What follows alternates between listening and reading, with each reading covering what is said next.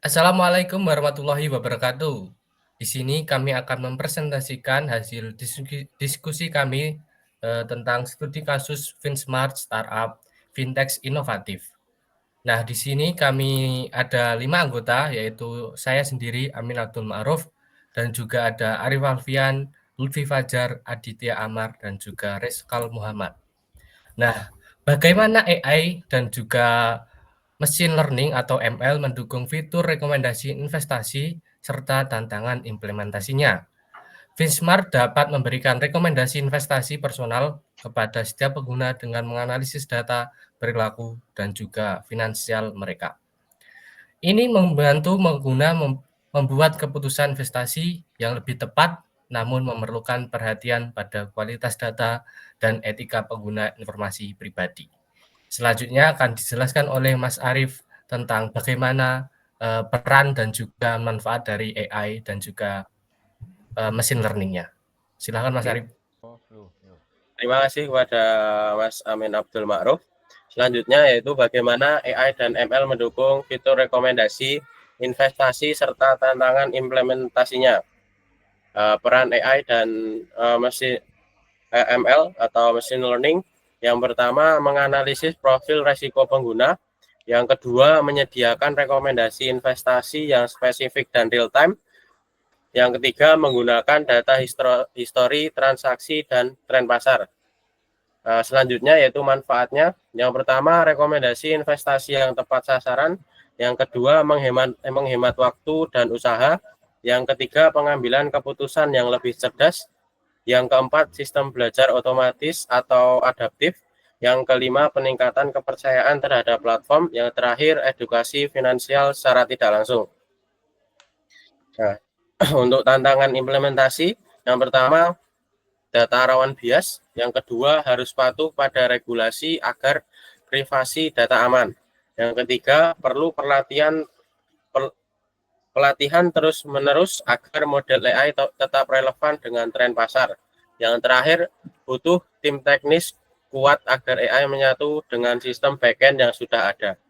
Nah, untuk penjelasan selanjutnya akan disampaikan oleh Mas Lutfi Fajar Prasetyo. Oke, terima kasih Mas Arif. Selanjutnya saya akan menjelaskan pemanfaatan Big Data dan data analis.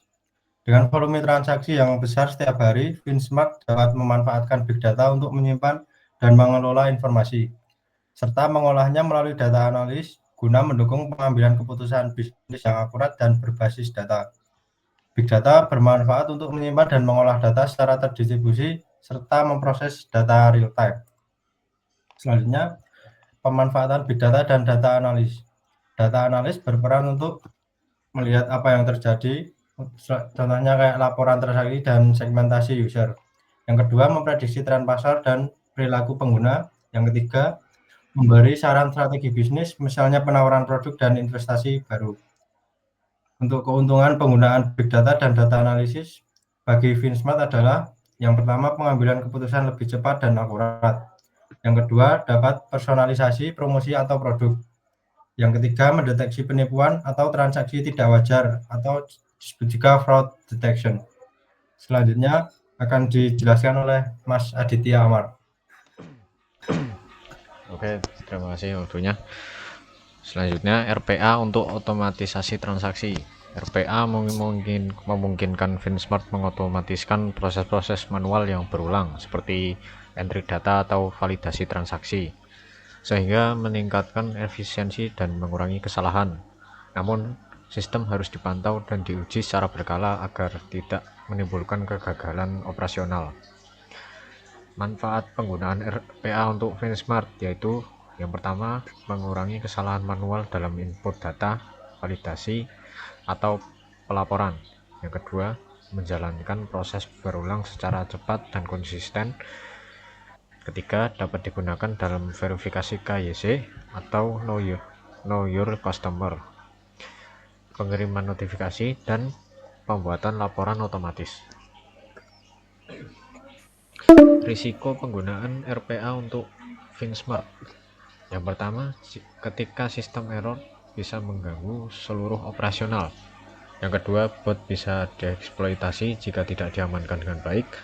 Yang ketiga, RPA bekerja baik untuk proses stabil, tapi sulit jika proses sering berubah. Dan yang terakhir, implementasi dan pemeliharaannya cukup mahal. Selanjutnya akan dijelaskan oleh Mas Reskal. Ya, baik. Di sini blockchain untuk keamanan dan transparansi. Dengan teknologi blockchain, FinSmart dapat meningkatkan keamanan dan transparansi transaksi melalui sistem yang tidak bisa diubah, immutable, dan bisa diverifikasi oleh semua pihak.